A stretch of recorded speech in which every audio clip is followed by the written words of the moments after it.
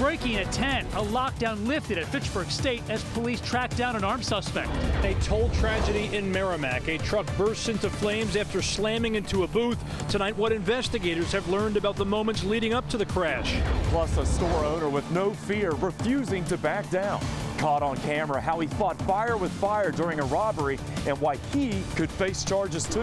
Then warm and muggy conditions lead to fog overnight and possibly storms by tomorrow. Also, a film festival flips the script on an award winner. They promised me something and they should deliver. A local writer ready to close the curtain on his prize until he called Solve It 7. And new tonight, his name is Vader, but he's a good guy and a lifesaver. How he pulled his owner to safety from the Merrimack River. 7 News at 10 starts now. And we begin at 10 with breaking news. A lockdown lifted at Fitchburg State University after police swarmed the campus looking for an armed man. And tonight we do know officers have one person in custody. Police say the suspect fired 2 shots that sent officers racing to that area. Let's get right out to the night team's Elizabeth Noreka live at the Fitchburg Police Station with the very latest. Yeah, Ryan, as you might imagine, some very tense moments here in Fitchburg tonight, but thankfully things ended without incident, and that man in question is in custody tonight. Now we want to show you some video from earlier tonight when police were combing the area for this man. This all started around 6:30 tonight. Police say they got a call from a woman saying her son was walking down Highland Avenue with a gun. That man has been identified by police as 29-year-old Justin Beauregard. Police say he got in some sort of family argument and fired 2 shots into the air and then was walking around.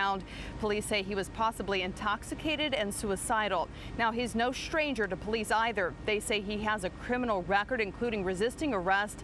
As a precaution, people at nearby college Fitchburg State University were told to stay inside while armed officers searched for him, and eventually he was arrested without any problems. A perimeter was set up and 2 canines responded to assist with the search for Beauregard. Fitchburg State University was notified of the situation due to the close proximity to their campus. After speaking with Beauregard for approximately 20 minutes, Beauregard told Sergeant Gabriel where he was and that he would turn himself in. Multiple units then responded to Beauregard's location at the intersection of Normandy Road and Leyte Road, where he was taken into custody without incident.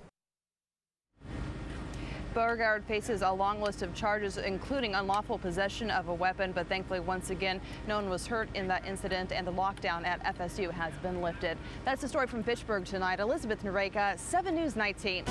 And we're following breaking news out of New York tonight. An explosion at a high school in the Bronx has left 3 people injured. Happened around 8 o'clock tonight. Police say crews were working on a gas line near the school at the time. City officials tell the NBC station in New York that there are reports of damage to the 5th and 6th floors of that 8-story building. One woman nearby says she thought it was a plane. The whole house shook completely. I thought the house was going to fall down. And then all of a sudden I hear the sirens and everything, but I thought it must have been something close by. I thought it was a plane, an explosion somewhere, U-Haul, because my whole house was going to fall apart. Investigators say none of the injuries appears to be life-threatening, and they're still working to determine the exact cause of the blast. Also from the night team, a toll tragedy in Merrimack, New Hampshire. A truck slams into the plaza, killing the driver inside. New tonight, we're hearing from the woman who was in the toll booth at the moment of impact. The night team's Tim Caputo is live in Merrimack with more from that toll worker. Yeah, she'll be back here tomorrow. You see behind me, these toll booths have reopened. They spent about 8 hours today repairing the toll booths from all the damage after a car came speeding down this road and crashing into the booths. The car's engine flew past the toll booth. The rest of the mangled car caught fire. And everything was being scattered around, all the parts. Toll collector Mildred Reynolds was in the next booth over when the car came speeding into the Easy Pass lane on the Everett Turnpike in Merrimack, New Hampshire. The 87-year-old didn't see the car coming, but she heard the loud bang. And then it started, the explosion and fire, and they told me to get right out of the booth, so I did. The driver, the only person in the car, was killed in the fiery wreck. Reynolds wasn't hurt, but was a bit shaken up. State police say the driver was seen weaving in and out of traffic not long before the crash. There was no chase. We do not know why he was speeding. The toll booth sustained some damage, and engineers were brought in to make sure it's structurally sound before Reynolds and others returned to work. We'll look at the safety issues and make sure that it's safe before it's reopened. Reynolds, who's been collecting tolls for 26 years, says she's not nervous to return to her booth because in all her years, she's never seen anything this bad. I think I've done it long enough, you know. Yeah. That's the first thing I've ever experienced. At this point, troopers have not released any details about the driver of that car. They do say speed was a factor in the crash, but they're still trying to figure out exactly what that driver was trying to do. We're live in Merrimack, New Hampshire. Tim Caputo, 7 News 19. The night team now turning to our weather. It may have been tough to notice, but it was slightly cooler today. Yeah, just slightly. The humidity never helps, and that humidity could actually produce some storms tomorrow. Let's check in with the forecast and Chief Meteorologist Pete Bouchard. Humidity not dropping anytime soon either. We're 70 in town now, also in Worcester, mid-70s down through Buzzards Bay. A nice stripe of rain here. That'd be nice to water the lawn, wouldn't it? Well, I don't think you'll like the timing on this coming in tomorrow and also lingering into the weekend. This weather system is actually slowing down as it comes into New England. See how this dark gray here? All kinds of low clouds and fog now enveloping most of eastern Mass and also most of the seacoast, New Hampshire, and up into southern Maine. This is where it's densest too. Our visibility down to a quarter mile right now in Portsmouth. So fog in the morning, good bet some of that burns off by tomorrow. As we go through the afternoon, we'll bring in some downpours as early as 1 or 2 o'clock out through Worcester, but they'll be slow to arrive here in Boston, I'm thinking in the afternoon and into the evening, and just a few of them at that too. We'll get into a wetter weekend forecast too and see when we shake the humidity coming up. Now, from the night team, fighting fire with fire.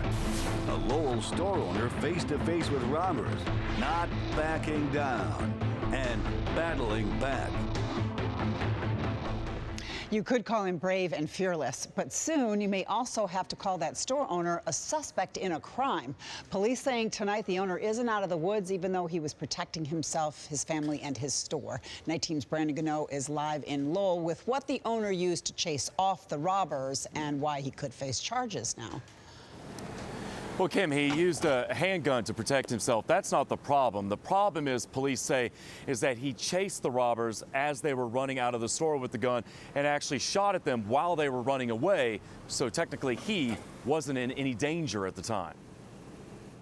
In this surveillance video, you can see the two men jump over the counter and attack the store owner. One of the masked men held him down while the other started grabbing cash. They just grabbed my face. They didn't say anything at all, just give me the money, give me the money. The robbers ran out of the 99 store in Lowell, but the owner ran after them with a gun. I just want to get my money back. I'm working so hard, you know what I mean? So, and I decided to shoot them. He fired 2 shots. One hit the home across the street. I was in the house. I thought it was fireworks. He was in the right. You don't go in and try and rob somebody when they work hard, because he's a hard-working gentleman. But police say the store owner could face charges because the suspects were running away. If that person is a threat to somebody else, you're justified in using deadly force. Back at work today, the store owner says he was protecting his family and his livelihood. I feel lucky, you know what I mean? They don't hurt me. That's all I pray for. So I feel fine. Now, we're told a witness said one of the suspects had a gun as he was running away, but police are still looking for those 2 suspects. We're live in Lowell. Brandon Gano, 7 News 19. Now to the latest on Aaron Hernandez. Sources tell 7 News that the former Pat star got into a fight with another inmate today. It happened when Hernandez was being moved back into the prison block after spending some time in isolation. This is the 3rd incident Hernandez has been involved while serving in Shirley there. It's still unknown if anyone was hurt or what exactly started that fight. A 3rd day of tearful testimony in a rape trial in New Hampshire. 19-year-old Owen Labrie is accused of raping an underclassman at the prestigious St. Paul School in Concord, New Hampshire. The younger student, who was 15 at the time, burst into tears as she was grilled under cross-examination today. I was raped. I was violated in so many ways.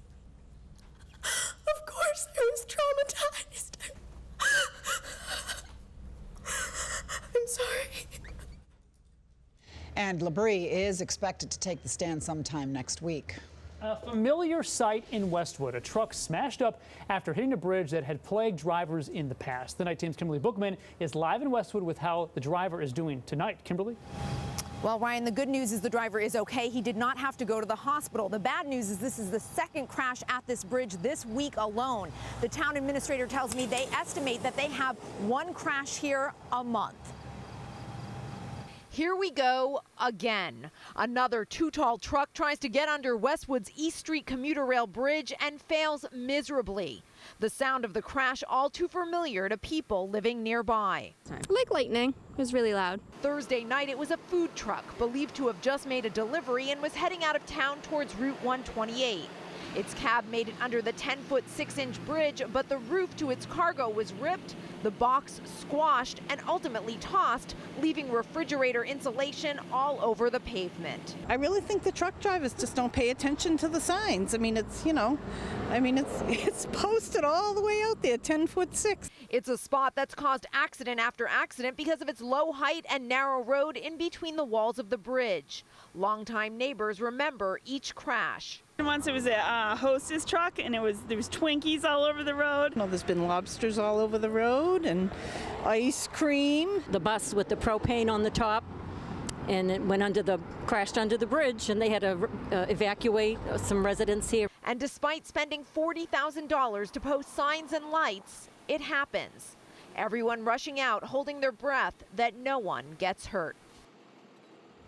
And the state has made repairing this bridge a top priority. Right now, they are in the design phases. Reporting live from Westwood, Kimberly Bookman, 7 News, Night Team.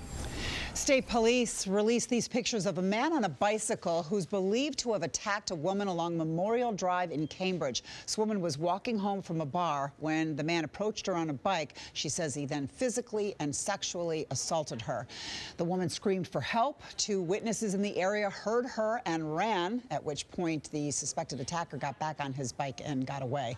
The woman was transported to St. Elizabeth's Hospital for treatment. The attacker is wanted on the run.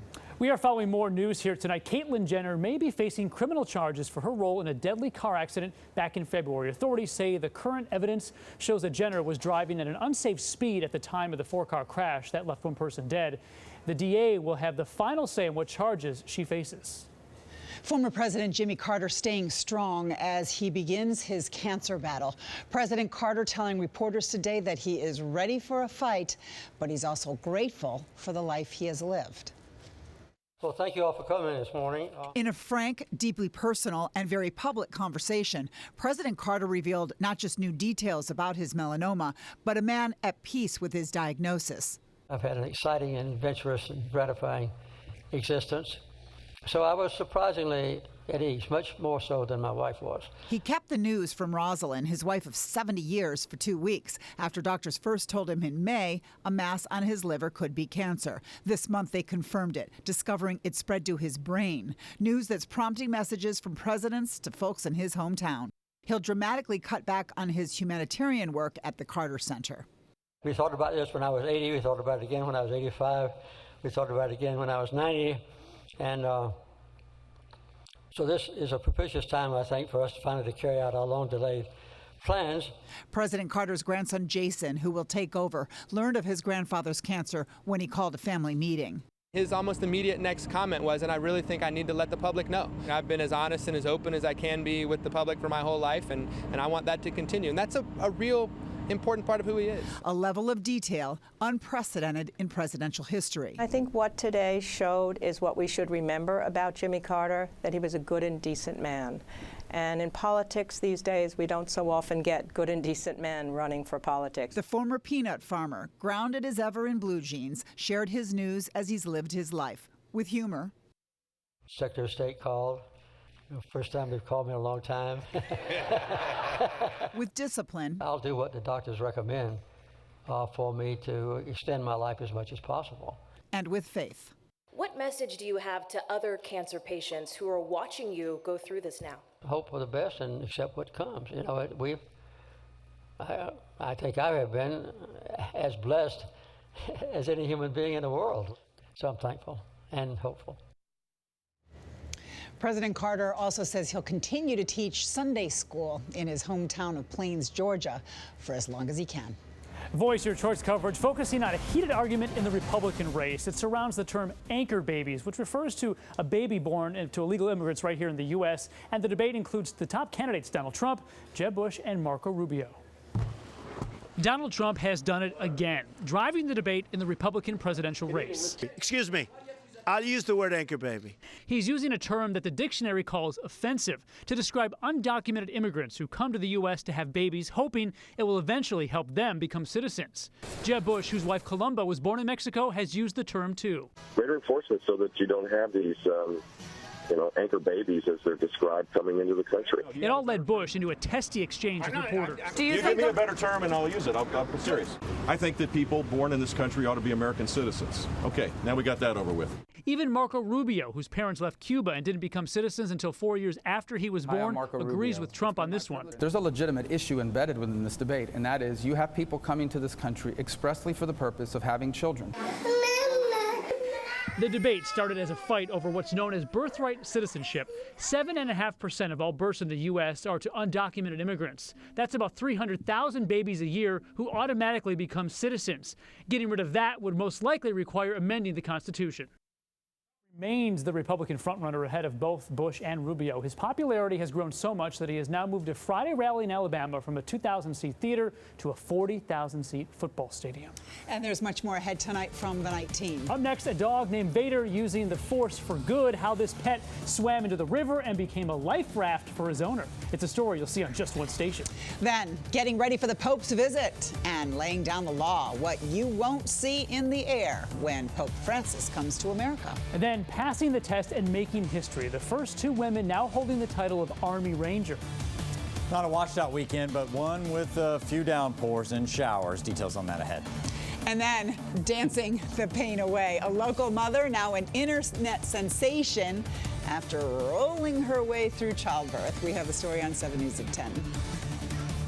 Coming up, he won a Film Fest prize to review my script. But his Hollywood hopes were fading fast. They promised me something, and they should deliver. See how we solved his festival fallout.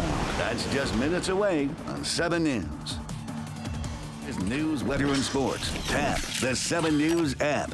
It's free. Just search WHDH in your Android or iPhone app store. So for some kids, going back to school is really exciting, but for others, it can be nerve-wracking. So we have some tips from doctors about how to make sure your kids are ready to get back in class. We'll have the story over on 7 NBC for Today New England at 5 a.m.